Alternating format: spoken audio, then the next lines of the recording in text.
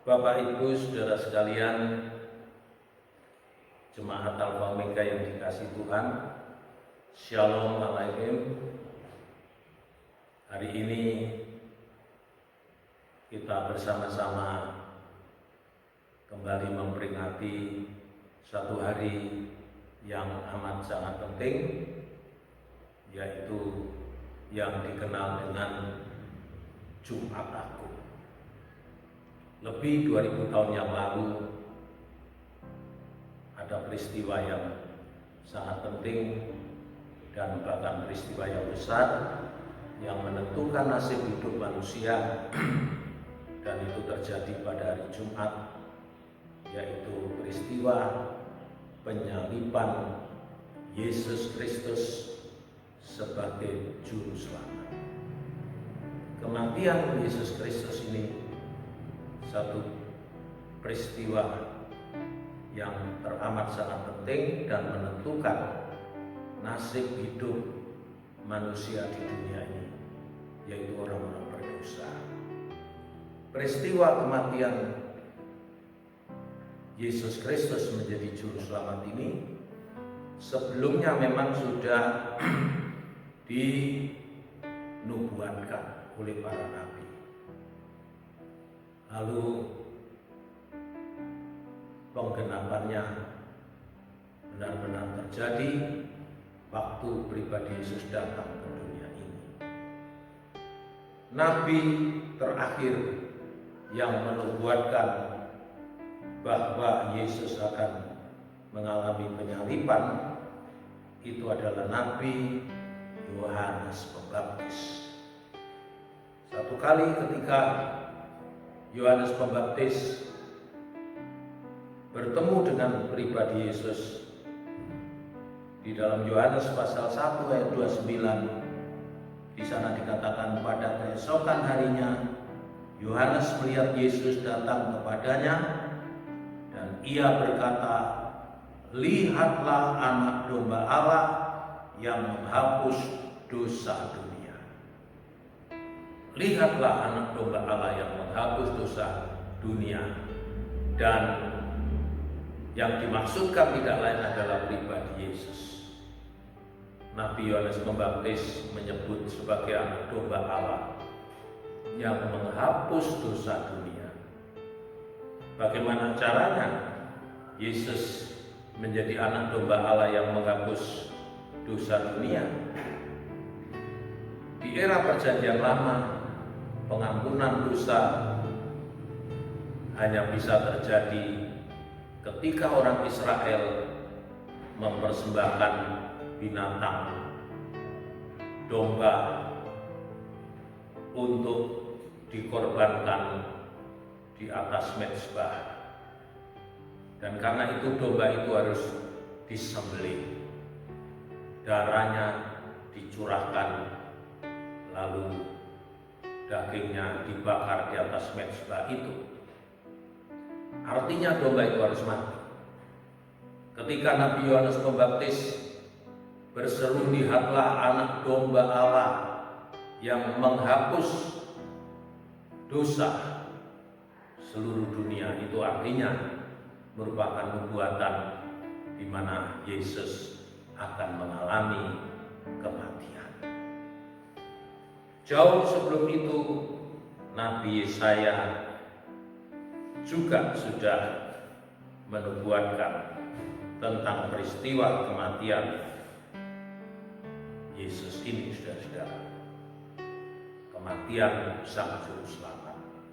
700 tahun sebelum Kristus hadir, Nabi Yesaya dalam Yesaya pasal yang ke-53 sudah menubuatkan.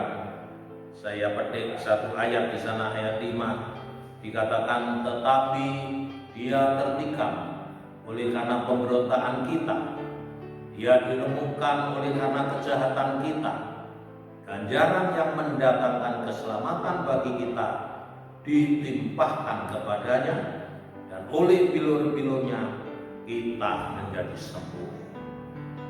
Firman nubuatan ini digenapi oleh pribadi Yesus tepat pada hari Jumat yang kemudian menjadi atau diberi sebutan sebagai Jumat Agung, karena ini peristiwa yang sangat menentukan nasib hidup orang berdosa di dunia ini. Itu sebabnya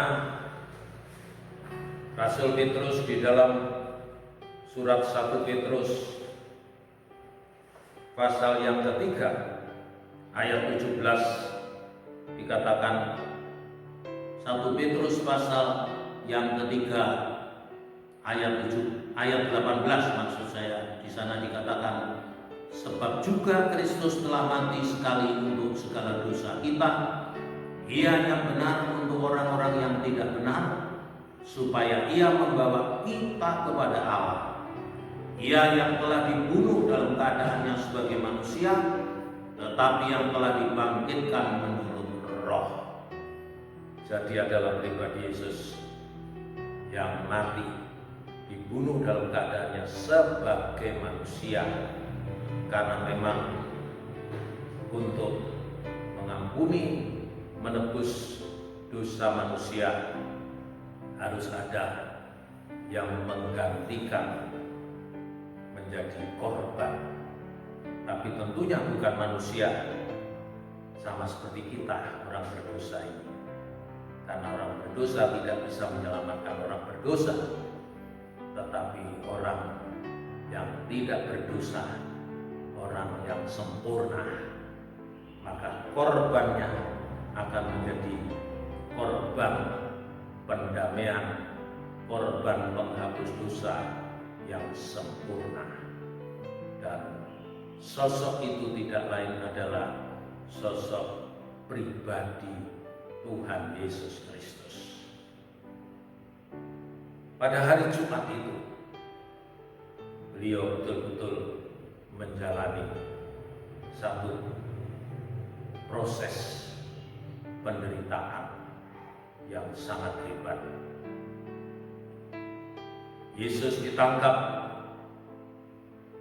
di Taman Getsemani oleh laskar-laskar yang dikirim oleh kepala-kepala imam dan pemimpin orang Yahudi. Kemudian dibawa ke rumah Kayafas diadili. Dan pada akhirnya Yesus divonis dengan hukuman mati karena didakwa sudah menghujat Allah, karena beliau mengaku sebagai anak Allah. Ya.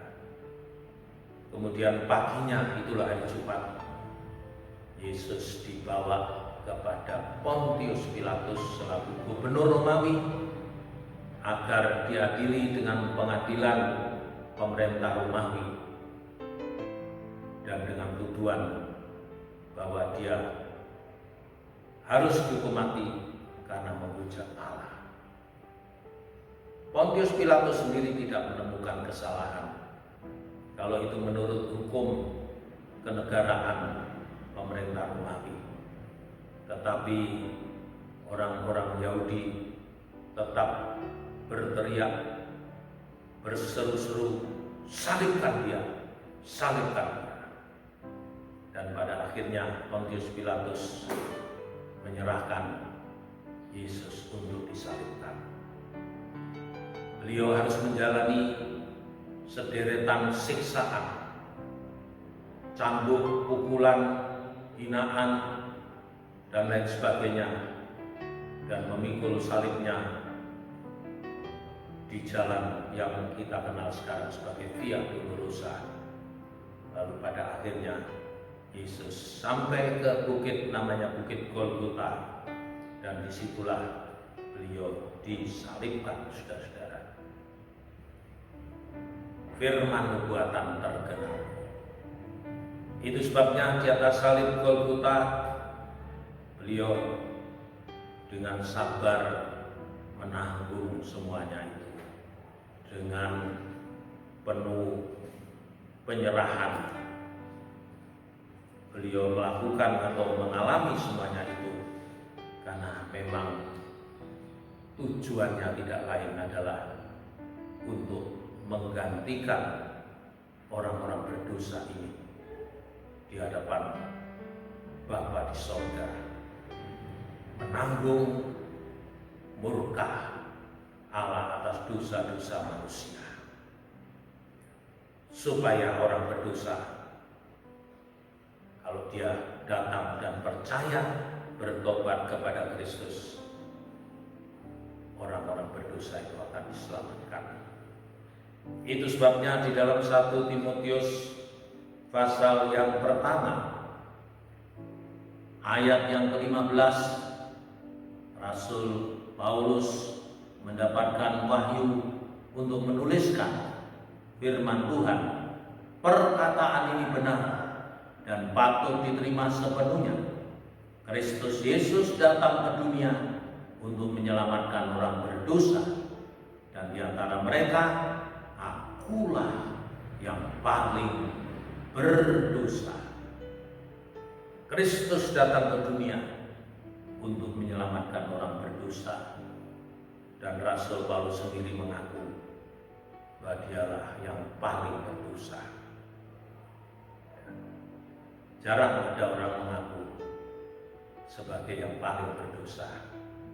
Bahkan sifat manusia adalah justru sebaliknya, menutupi dosa, menyangkal bahwa dia sudah berdosa.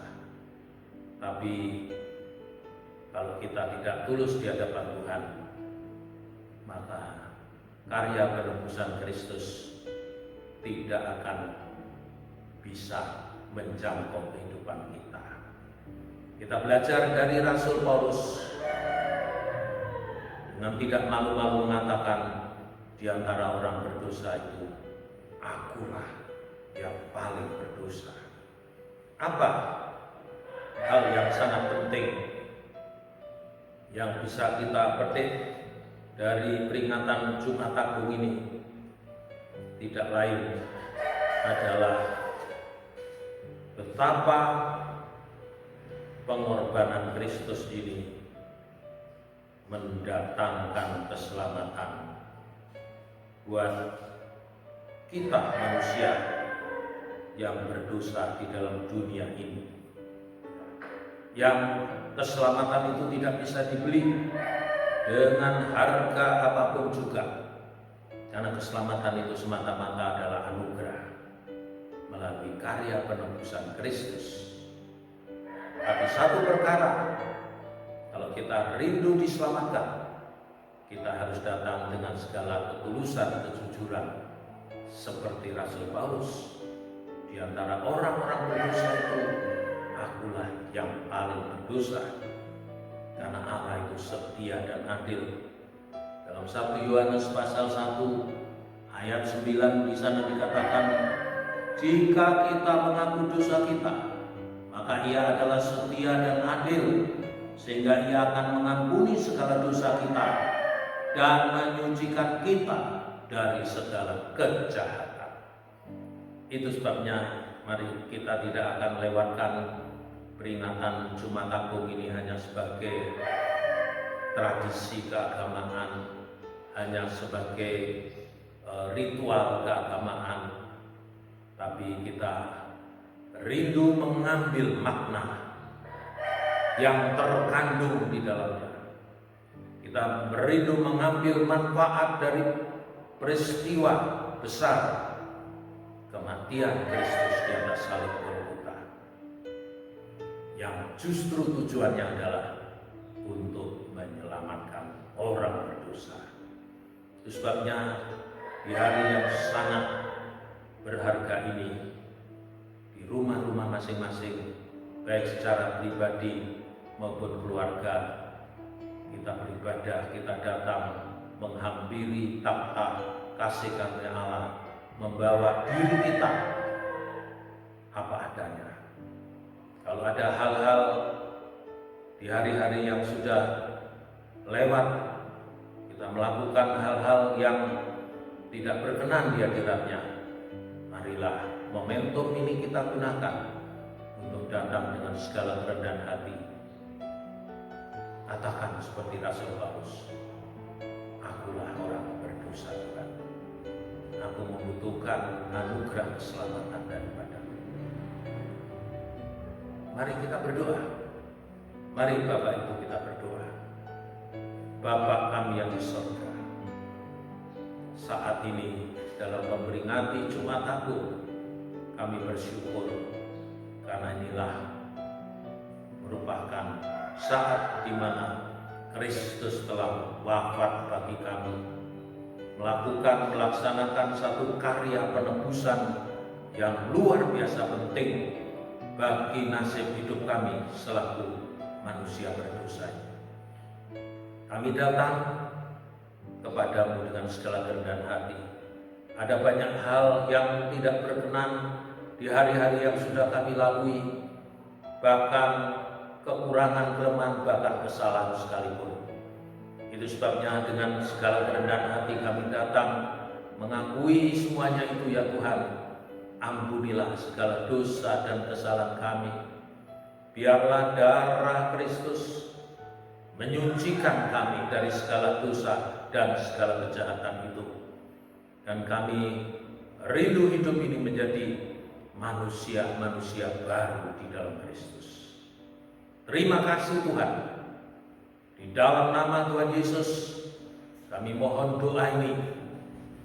Dan kami juga mohon berkat Tuhan atas seluruh jemaat Tuhan di rumah-rumah mereka masing-masing. Saat ini kami mohonkan berkat kehidupan buat mereka semua. Saudara, angkat tangan, tadakan ke atas serta terimalah berkat, rahmat dan anugerah dari Allah Bapa, cinta kasih pengorbanan Kristus Sang Putra, persekutuan kekuatan penghiburan oleh Roh Kudus beserta kita. Mulai saat ini sampai Maranatha, Kristus datang sebagai mempelai pria dari surga, menyambut gereja. Di dalam nama Tuhan Yesus Kristus, haleluya, amin. Selamat memperingati Jumat Agung. Tuhan beserta kita, amin.